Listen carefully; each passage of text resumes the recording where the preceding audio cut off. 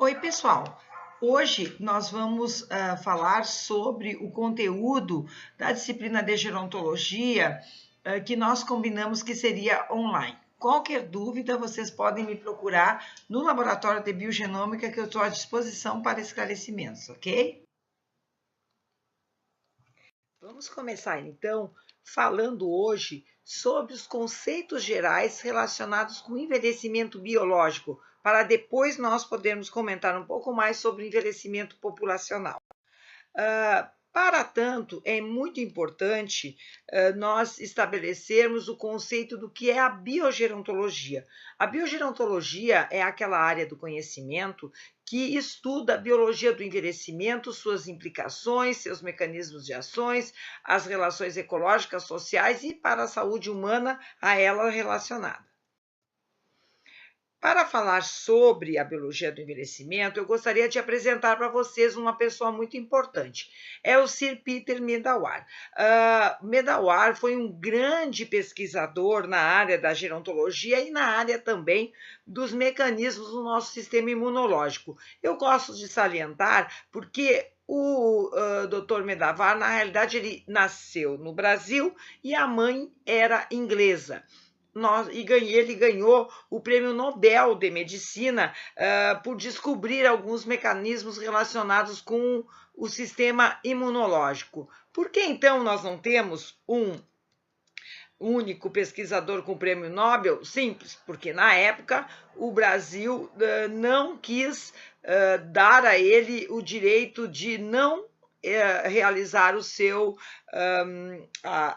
serviço militar obrigatório, e com isso então ele acabou migrando para a Inglaterra, aonde completou a sua formação e os seus estudos. Apesar de ser uma pena, é importante dizer que ele é brasileiro, e o livro que ele escreveu na área de gerontologia, que é um clássico, se chama Um Problema Não Resolvido da Biologia, que seria o envelhecimento biológico. Então, Medawar diz que o envelhecimento biológico representa um conjunto de modificações que ocorrem no organismo e que levam ao seu declínio funcional e que aumentam progressivamente a chance do indivíduo morrer.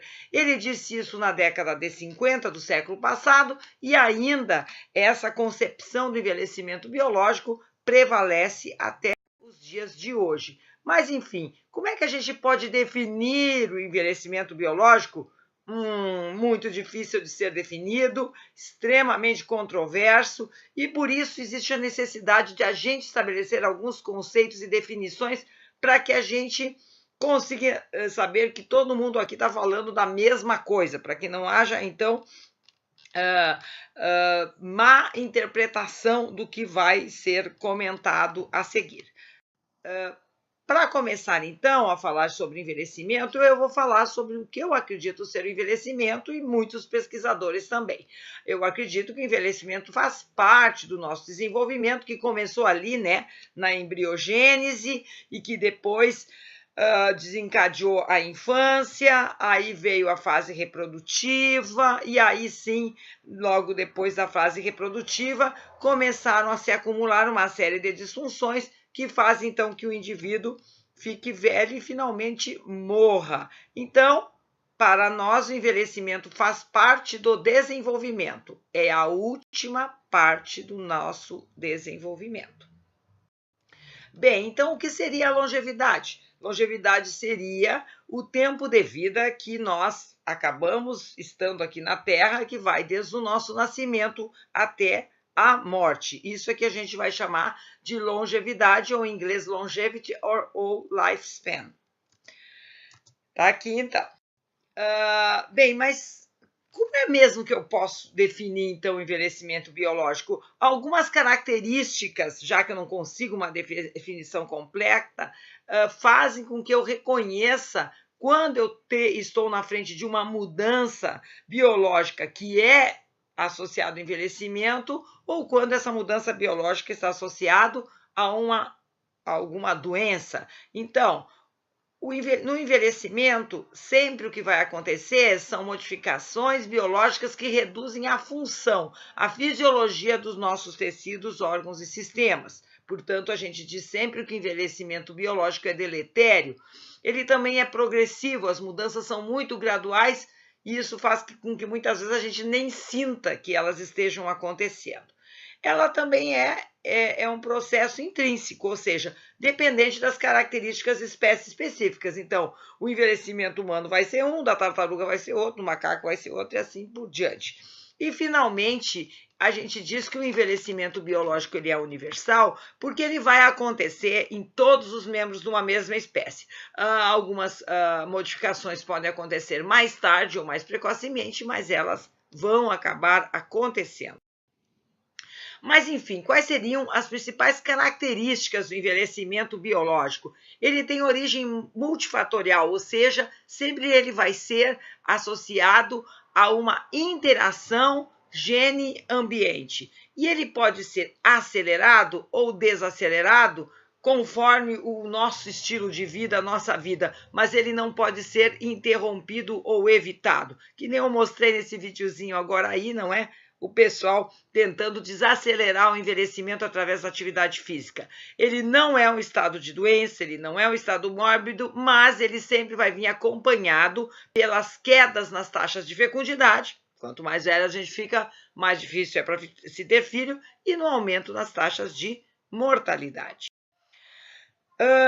Por isso que essa condição faz com que a gente tente entender quais são os principais determinantes do envelhecimento biológico. Como eu falei antes, o envelhecimento vai ser o resultado de interações genéticos ambientais. Aqui é interessante comentar que estudos em famílias humanas acabaram determinando que cerca de 25% do nosso envelhecimento é influenciado diretamente pelos genes da nossa família e os outros 75% pelo nosso ambiente.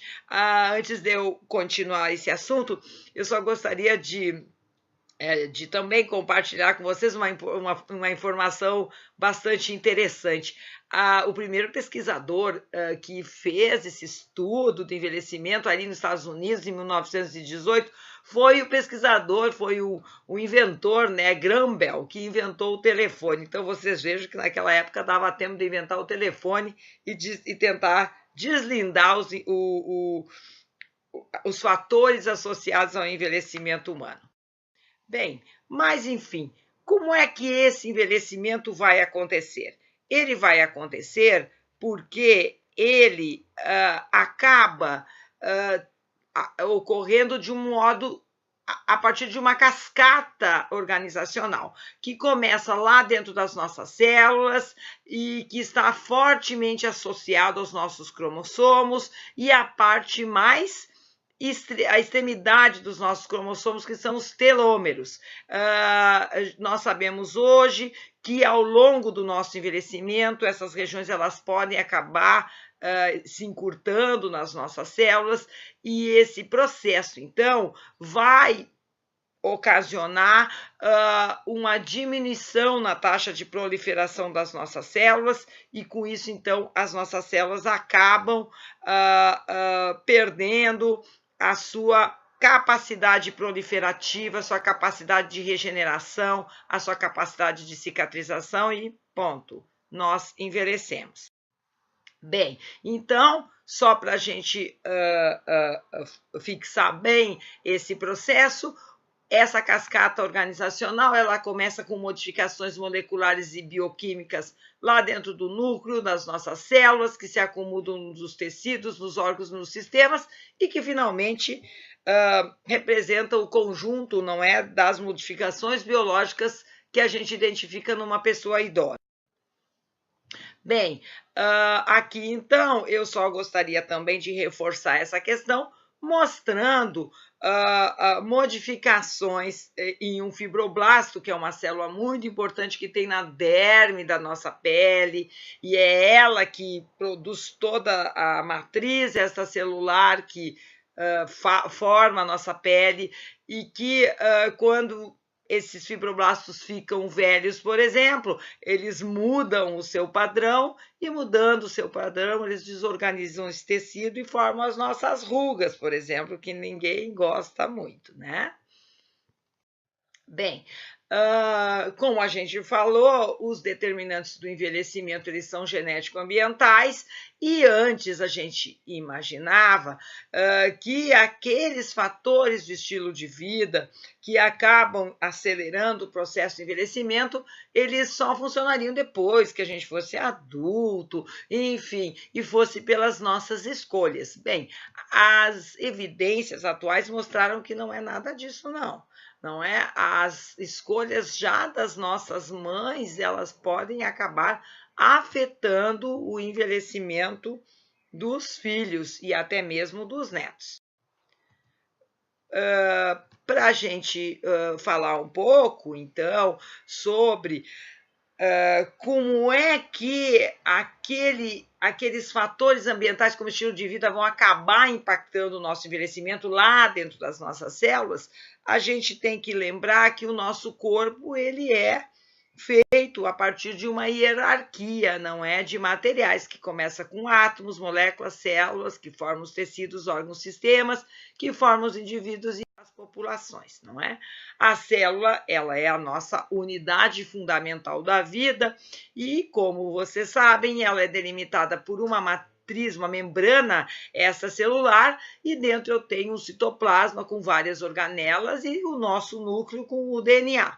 Muitas vezes as pessoas dão muita bola para o núcleo e para outras organelas internas da célula, mas esquecem que a membrana plasmática ela é de vital importância, porque é nela que eu vou encontrar diversas proteínas que vão fazer o quê? Eles vão ser elementos de ligação entre o meio interno da célula e de fora, e também vão ter proteínas que, por exemplo, fazem com que o nosso sistema imune reconheça que a nossa célula não é uma bactéria e não nos mate, sinalize para nós recebermos estímulos hormonais e de outros produtos, enfim, a membrana plasmática é muito fundamental para a gente manter a nossa constância interna e a responder para diversas alterações externas, né? Ou seja, para manter a nossa homeostase.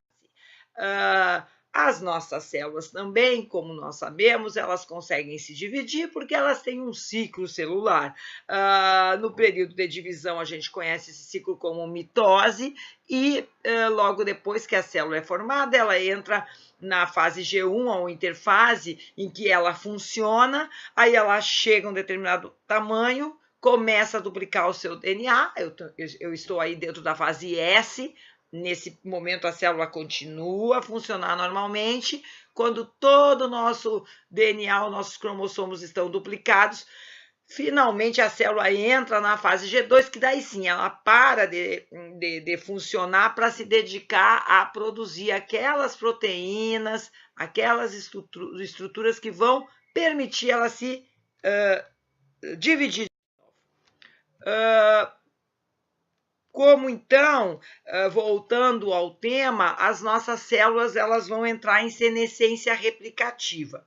Como eu comentei antes, e a gente viu aquele pequeno vídeo, na ponta dos nossos cromossomos existe uma região, não é, que é chamada de telômero, e ela é diferenciada do resto do nosso DNA, porque ao invés de ser um DNA dupla fita, ele é um DNA que é uma sequência única de pares de bases nitrogenadas, timina, timina, adenina, guanina, guanina, guanina, ou seja, TTAGGG, que se repete múltiplas vezes. Então, o telômero nada mais é que uma tripa enorme de DNA, simples fita TTAGGG, TTAGGG, TTAGGG.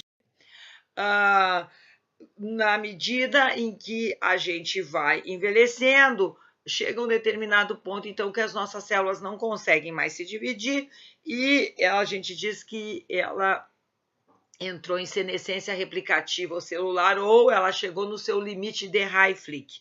Por que Hayflick? Porque foi esse pesquisador, o Leonardo Hayflick, que, em 1968, estudando a cultura de células de fibroblastos, aquelas células que eu mostrei para vocês, só que eram fibroblastos de frango, ele observou, então, que essas células não conseguiam se dividir indefinidamente, elas paravam e acabavam Aqui é bom vocês saberem que algumas células do nosso corpo, elas vão manter o telômero íntegro pela ação de uma enzima telomerase. Por que que essas células vão manter? Porque nós precisamos estar toda a vida formando elas, senão a gente morre. Este é o caso das células do sangue, que são formadas a partir da medula óssea vermelha, das células da camada germinativa da epiderme, que ficam toda hora produzindo as nossas células da pele que estão escamando. O mesmo acontece com as células da nossa cavidade gastrointestinal. A gente diz que estas células que não perdem essa capacidade replicativa, ainda que elas fiquem bem menos, com um metabolismo bem mais lento e com mais dificuldade de se dividir, a gente diz que essas células são células tronco adultas. Elas não são muito diferenciadas e o papel delas é se dividir para originar, então, células mais especializadas desses órgãos. Agora, eu gostaria de falar para vocês qual é a associação, a grande associação entre o desenvolvimento e o envelhecimento. Para a gente entender melhor, nós vamos falar sobre os processos fundamentais da diferenciação celular, da manutenção da cicatrização, regeneração ou mesmo manutenção normal dos nossos tecidos e do envelhecimento. São 5 esses processos. O primeiro deles é a própria divisão celular, que é a mitose. Sem que haja esse processo, a gente não conseguiria formar um embrião a partir de uma única célula e depois, quando nós fôssemos adultos, a gente não ia conseguir produzir as outras células do corpo ou mesmo curar alguma ferida quando a gente sofresse uma lesão. O segundo e grande, fundamental processo são o que eu chamo de interações bioquímico-moleculares.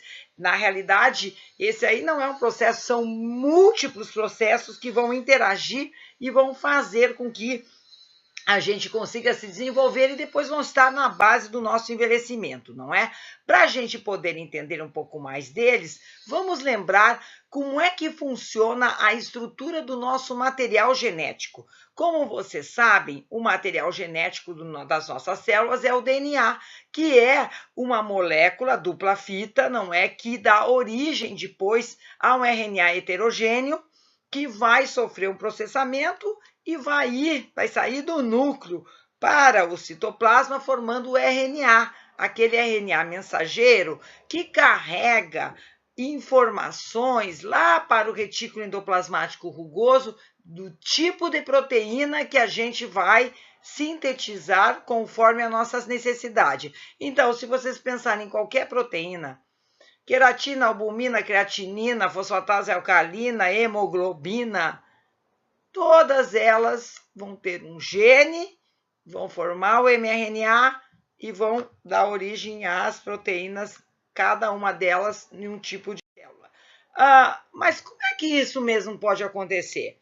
Se a gente aprende que todas as nossas células nucleadas têm o nosso material genético, por que não nasce, por exemplo, cabelo na célula do dedão do nosso pé, não é?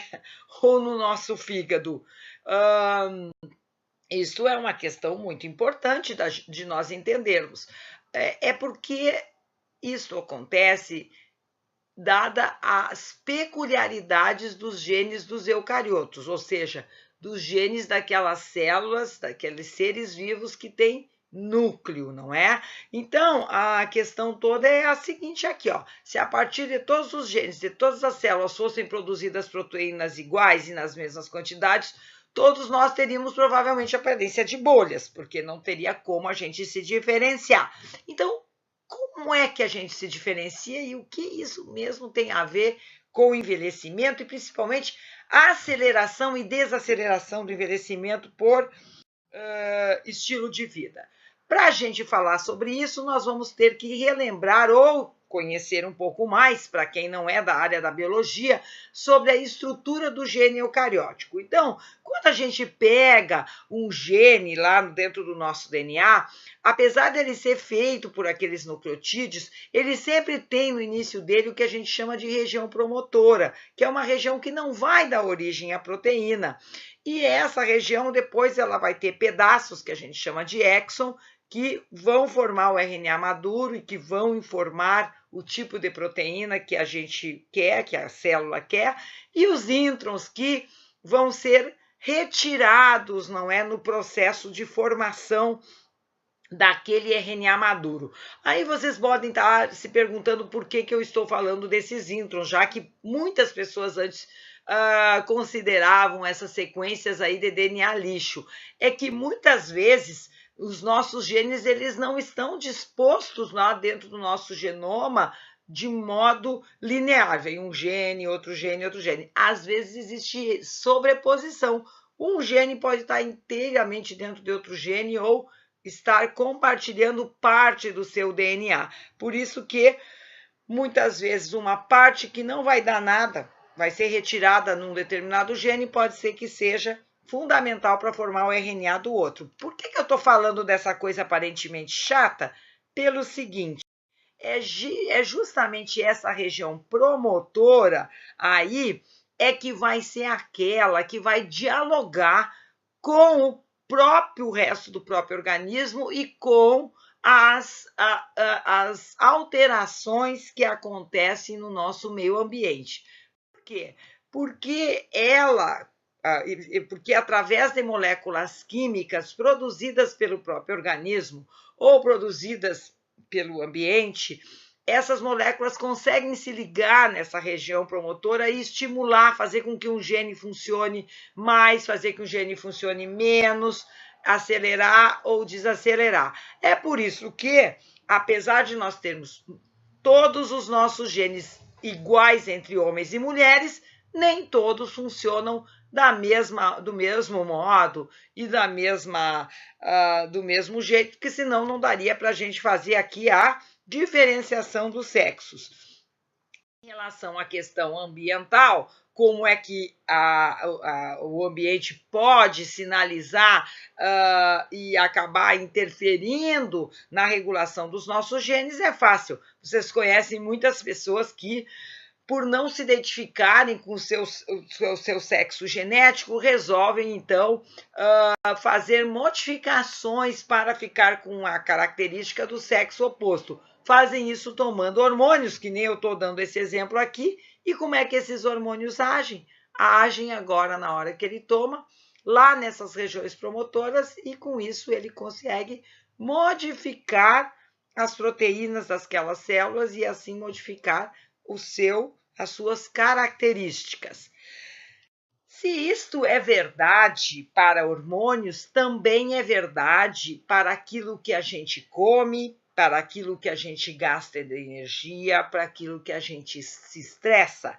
Por exemplo, todo mundo sabe, conhece histórias e evidências científicas relacionadas com os efeitos benéficos da dieta mediterrânea. Principalmente um desses efeitos está associado ao consumo moderado do vinho, que tem uma molécula chamada resveratrol.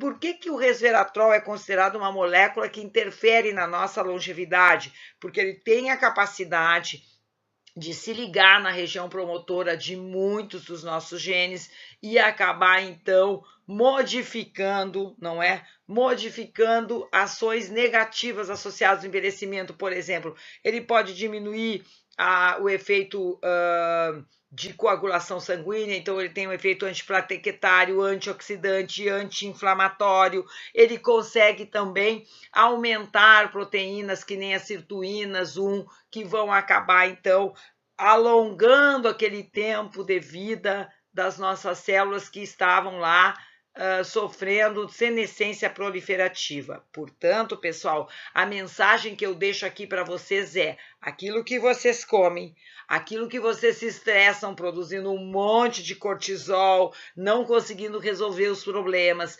aquilo que vocês não gastam de energia, tendo uma vida sedentária, entre outras coisas, vai estar atuando diretamente em cima dos genes de vocês. E é por isso que esses processos podem acelerar ou, ao contrário, desacelerar o envelhecimento. Uma outra interação que foi descoberta há pouco tempo, relativamente pouco tempo, há uns 20 anos atrás, e que tem a ver com a interação entre o nosso ambiente e o nosso genoma, é o que nós chamamos de epigenética. Mas, afinal, o que é isso, não é? Bom, para eu tentar explicar a epigenética, eu vou dar esse exemplo aqui.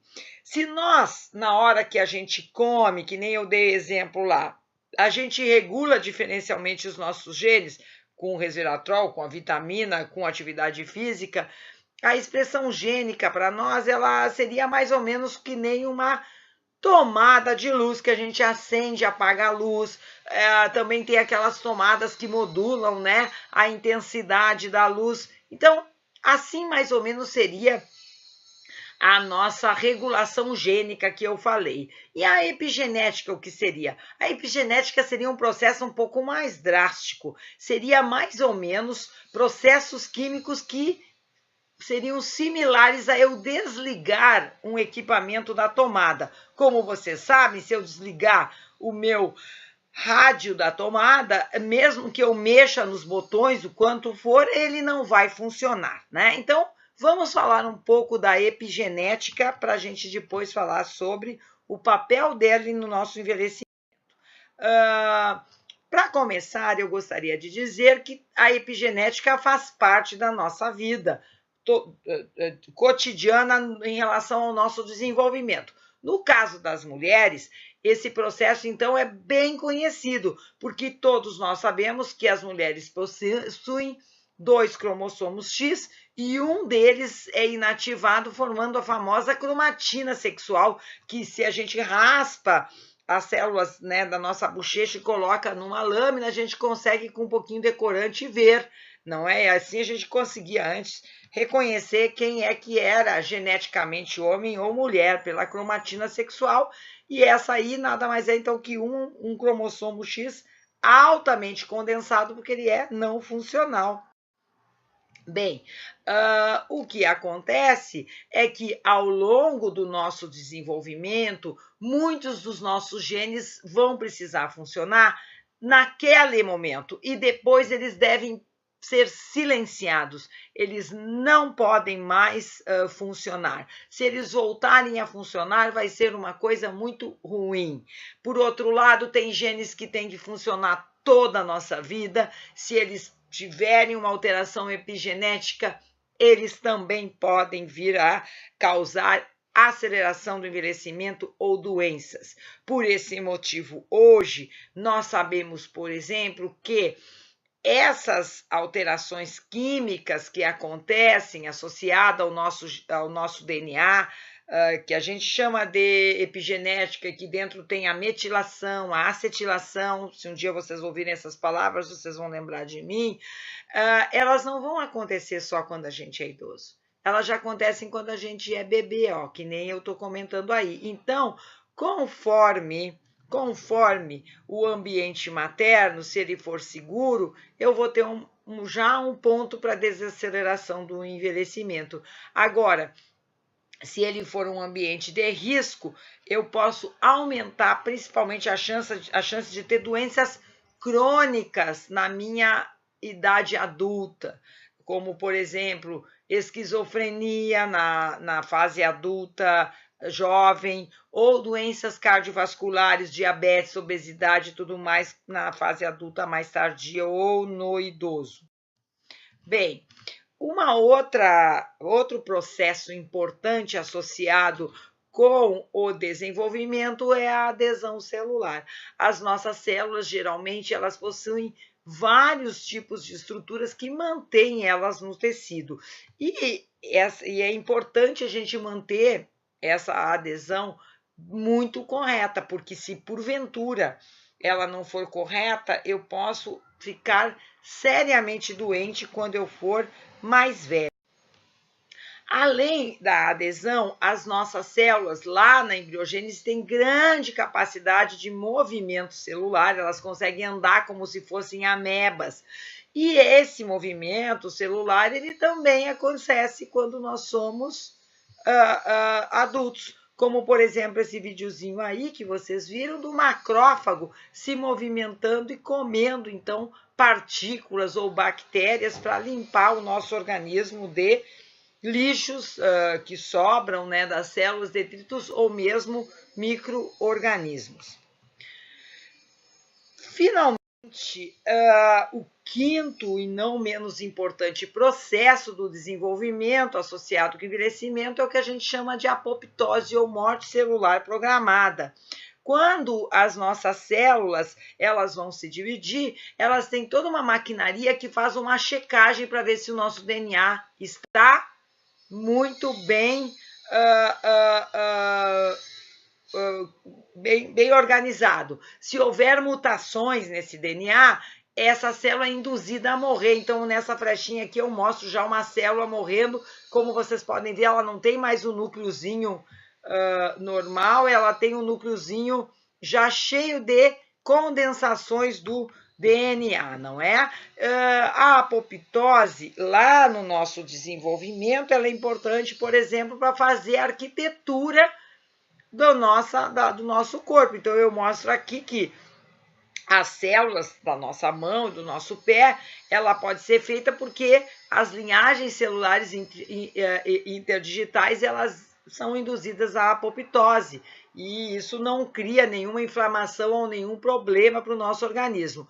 Se porventura elas forem inibidas, eu posso ter essas membranas, não é, interdigitais, ou se elas forem superestimuladas, eu posso ter aí, ó, casos de polidactilia, que nem eu estou mostrando. Então, a apoptose ela é muito importante.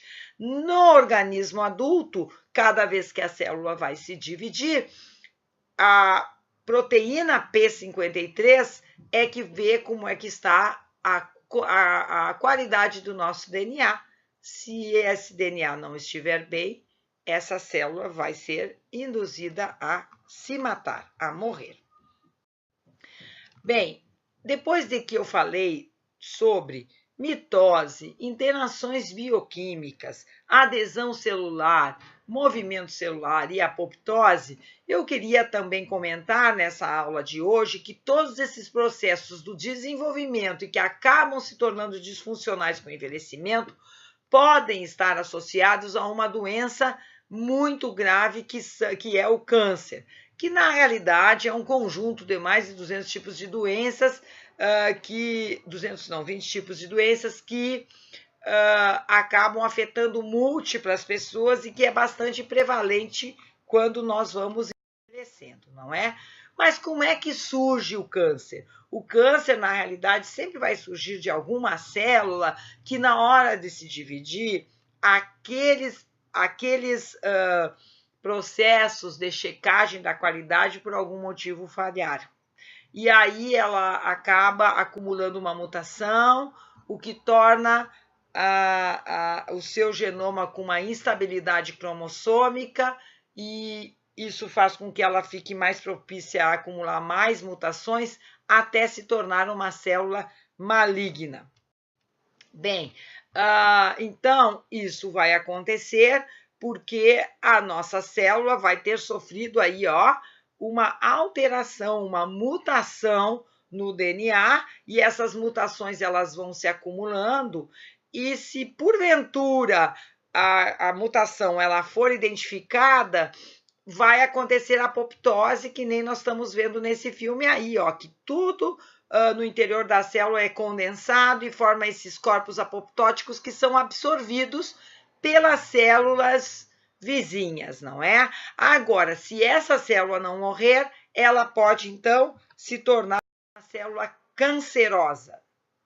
Bem, a partir daqui agora, nós temos uma visão geral sobre a biologia do envelhecimento e fica, eu acho, bem mais fácil da gente rever rapidamente na próxima aula algumas considerações teóricas sobre as bases do envelhecimento populacional, que vocês já ouviram falar bastante nas outras disciplinas.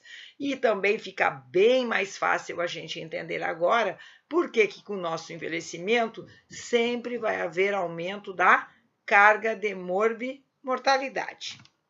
Pessoal, essa foi a nossa aula. Agora está aí a atividade, a primeira atividade que eu quero que vocês façam, que é vocês copiarem esse endereço e colarem ali na internet, acessarem o site do INCA e aquela partezinha que fala sobre os programas e ações do INCA. Eu quero que vocês me citem quais são os programas e me digam em breves palavras qual é aquele programa que você acha muito importante para o envelhecimento populacional.